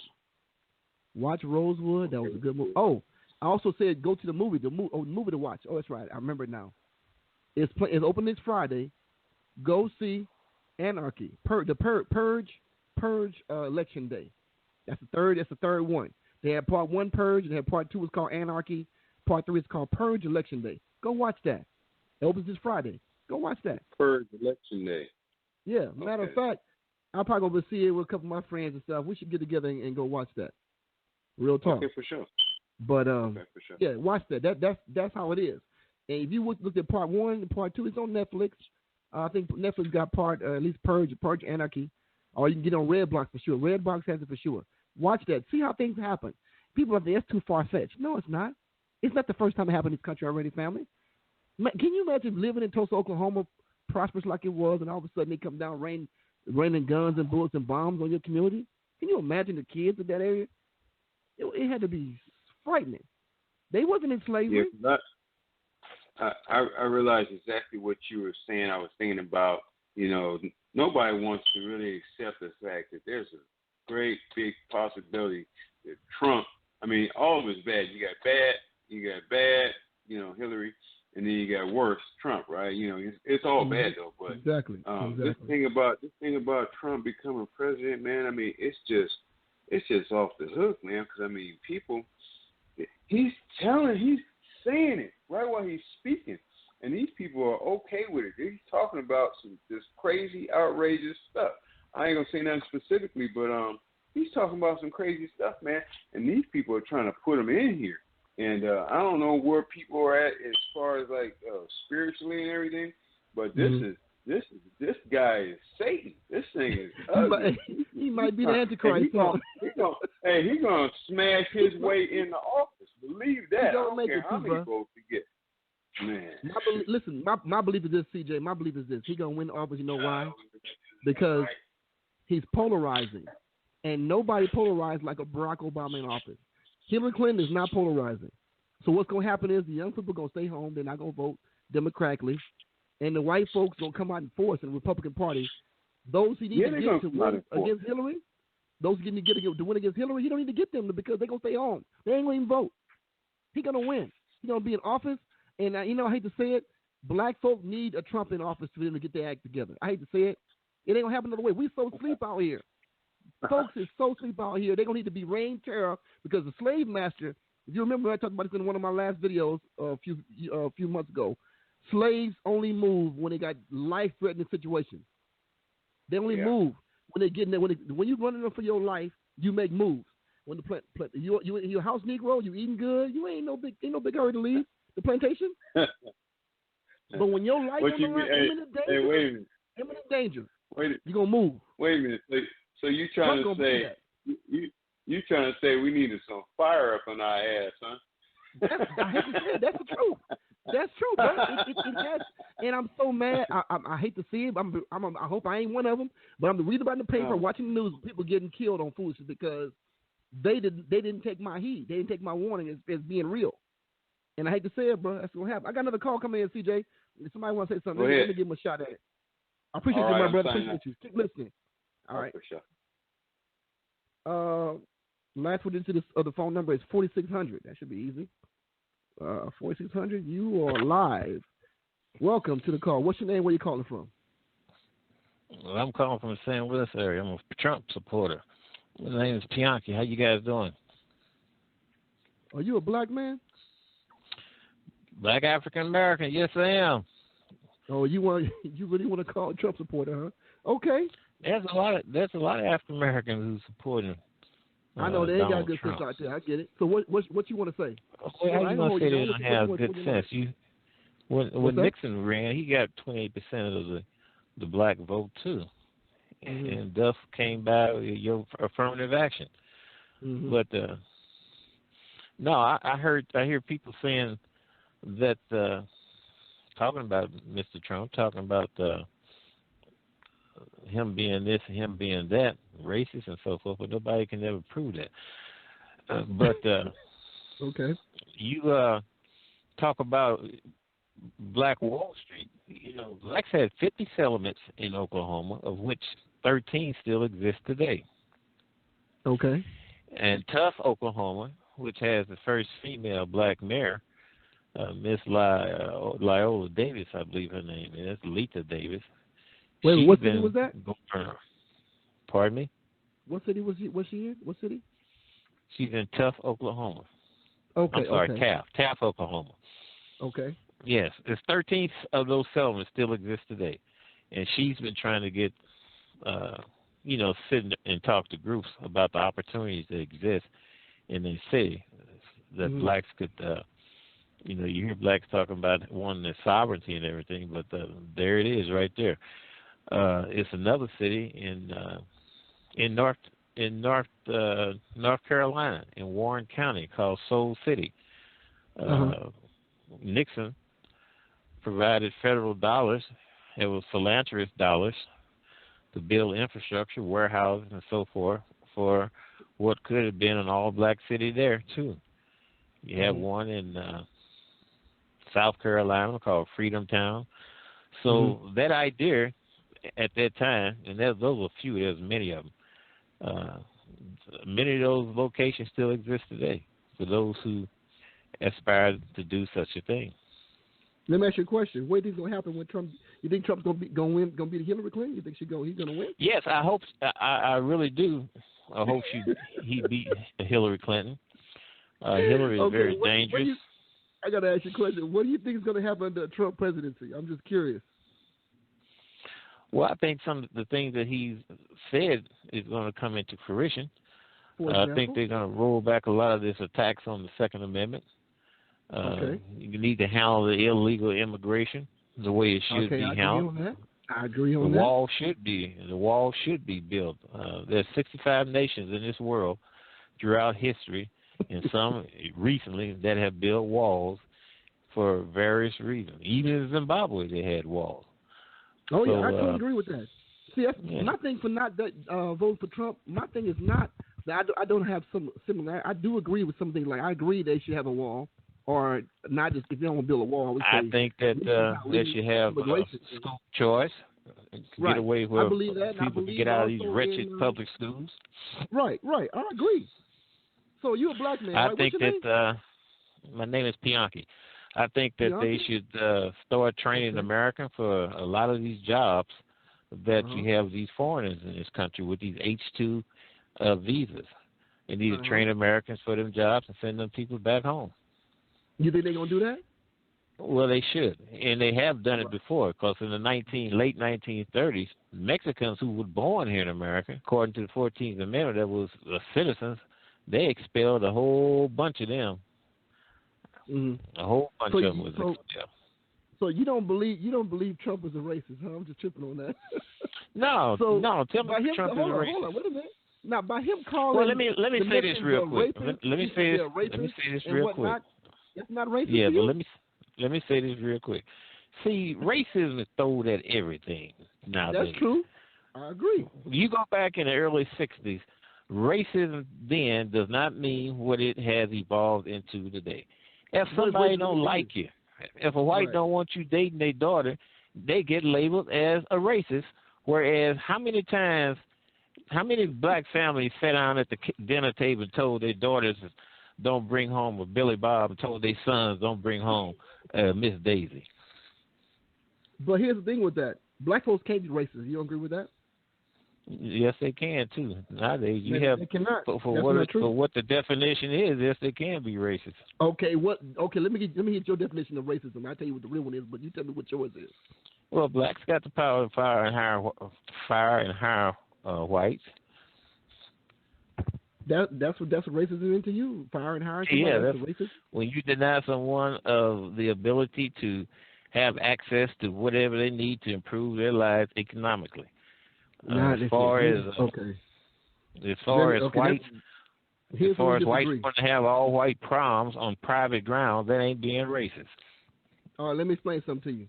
Racism is not that. Racism is the ability to have power over a person's life to the point of connecting blocking resources and power to oppress an entire people. Just because a black man got a job and he may be a manager, don't make him in power. He has a boss. And at the same time, black folks cannot adversely affect the white person's life. If we don't hire somebody white, they ain't gonna change their life. Black folks is the ones get our life altered by everybody else. Yeah, we can't be racist. I was a builder. Man, are you serious? I was a builder, and I could be a racist. Could have been a racist. What's that? I said I was a builder. I hired people, and I could have been a racist. No, you could have been prejudiced. I could have fired them intentionally. That ain't prejudice. You could be prejudiced. I could have fired them intentionally. I could lay them off intentionally if they was female and all that stuff. Prejudice. But I'm just saying the line is fine with people. That's what it's so cross today. The line between racism and prejudice is this. Prejudice means you prejudge somebody, you don't like it for whatever reason. It could be whatever. You don't like to date your daughter, that's fine. Racism is you're in a power position to where you can actually oppress entire people. You could affect a person's employment. Yeah, that could be a hint of racism. It could be. But a black man, that's very rare. And black men will have power. White folks go to another person's job and make more money than you, and you the boss over there. But that's not in the real 1960s. racism, in the 1960s, that wasn't. In the 1960s and late 50s, that wasn't the definition of racism. Sure it was. But no, it was not. Racism came around. Racism is a social construct. It's a social construct. Were you living there? No, I wasn't here, but I tell you what. Well, I was. I do read. How old are you? White folks wrote what you read, right? No, but how old are you, my brother? How old are you? I'm old enough to know better. I lived during those periods of time. I remember when I was alive when Muhammad Ali beat Floyd Patterson and listened. So I know what racism is. Where you from? Where you from? I'm from St. Louis. St. Louis. Okay. So you sound like you might be retired. You retired now? And you was a builder, right? I was a builder. I put up buildings like the one that fell down in 9/11. You got kids? Yeah, I have children. They're grown. You married to a white woman?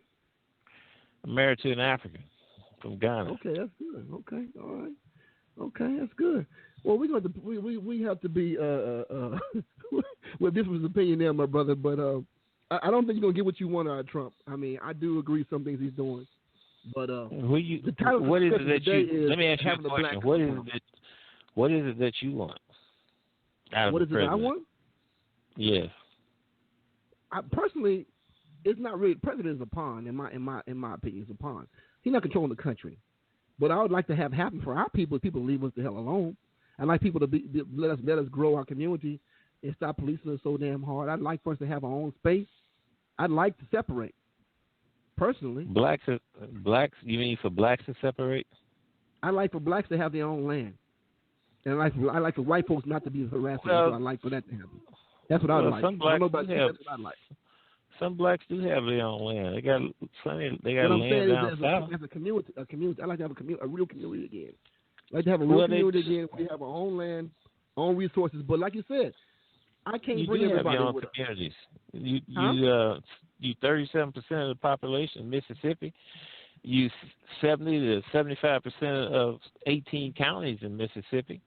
Atlanta. That don't mean everybody's Louisiana. That don't mean. But out of them, that's good numbers. But you know what?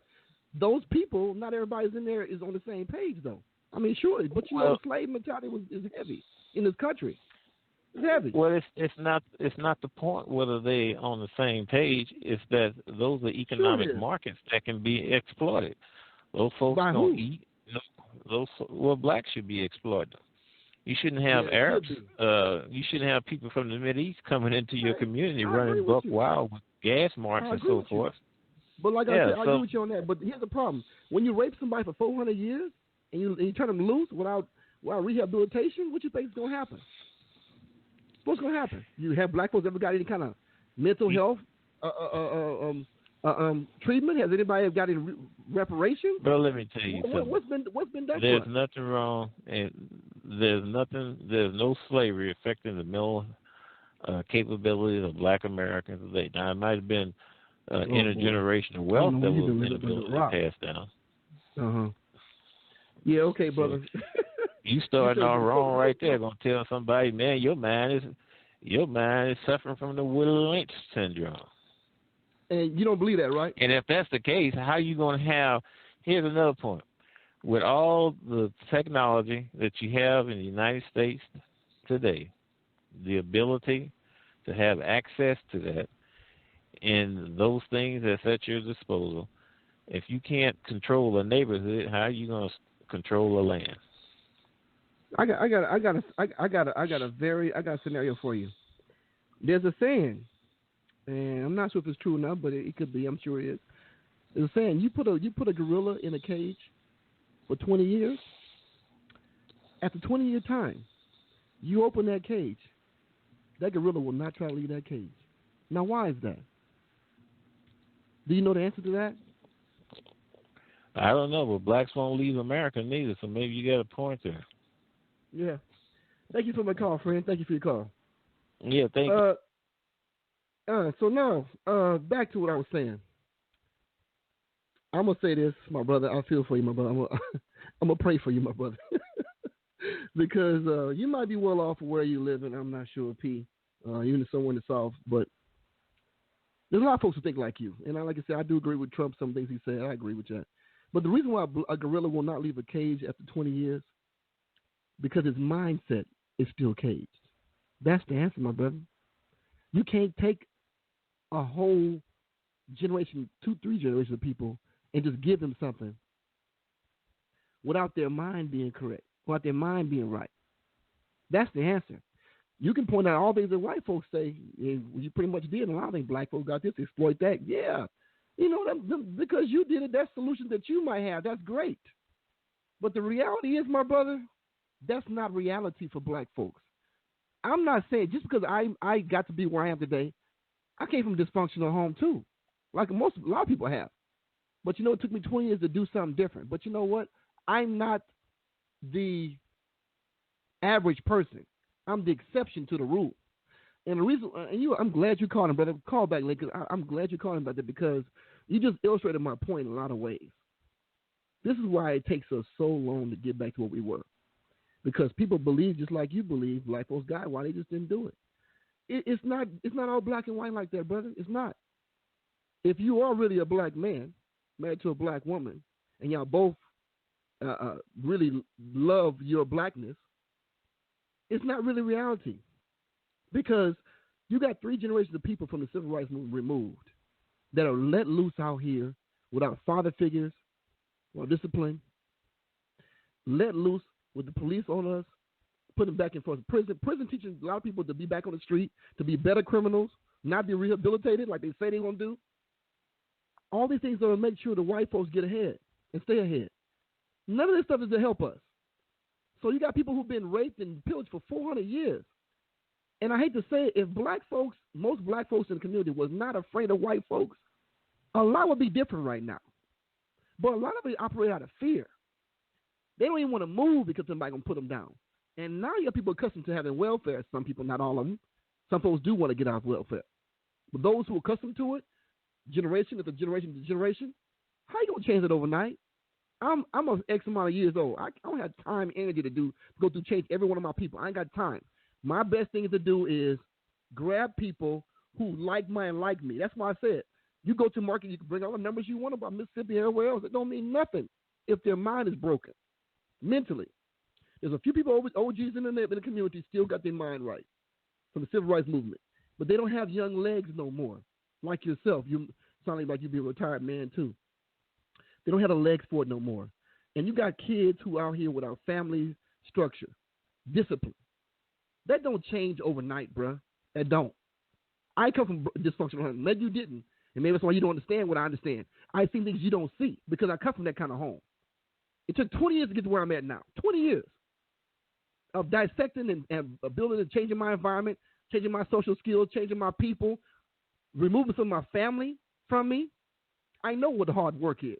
That's why I say I don't spend a lot of time rehashing, going back through trying to grab everybody. No, I grab who's ready.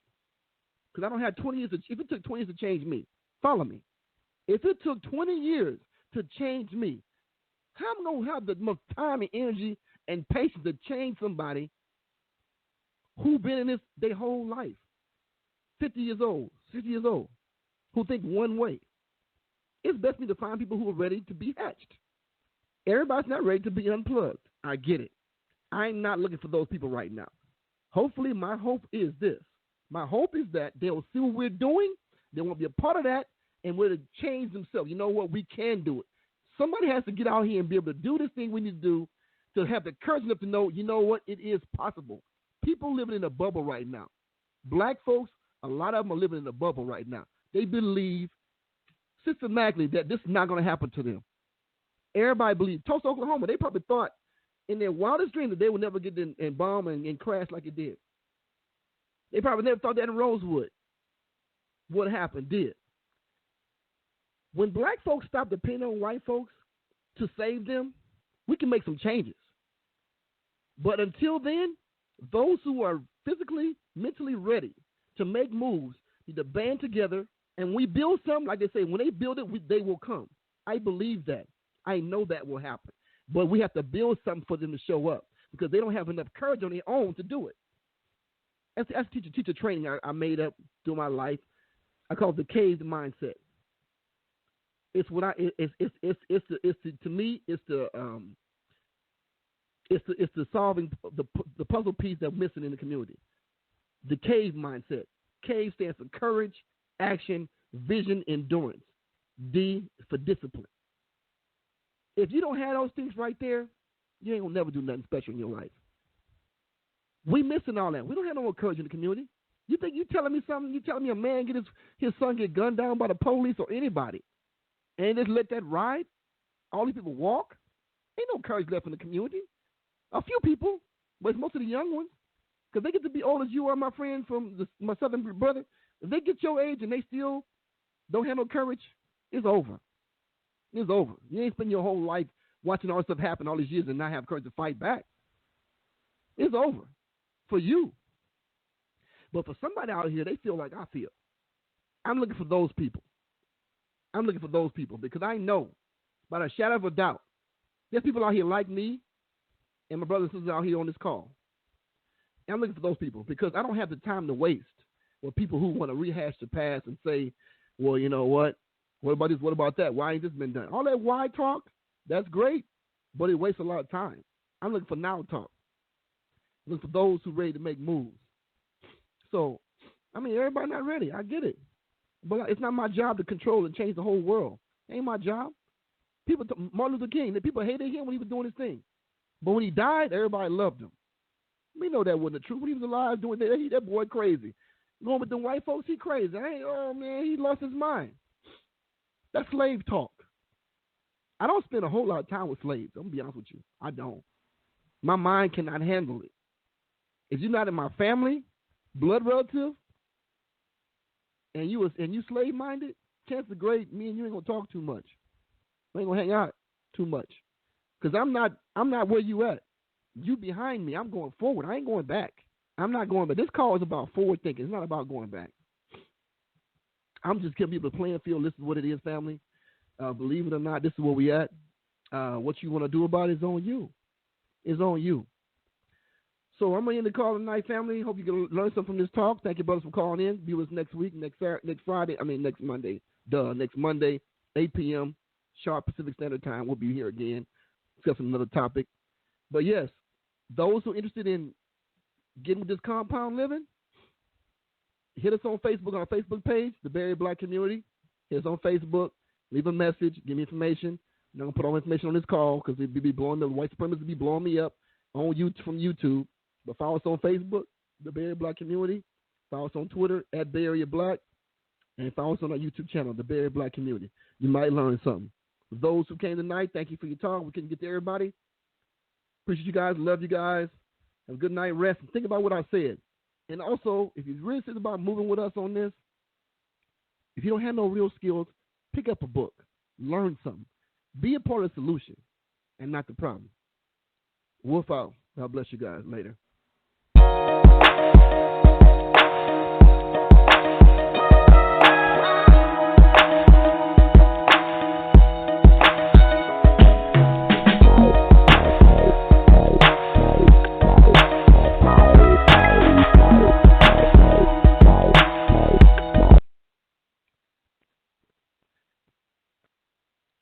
Presenting The Grill.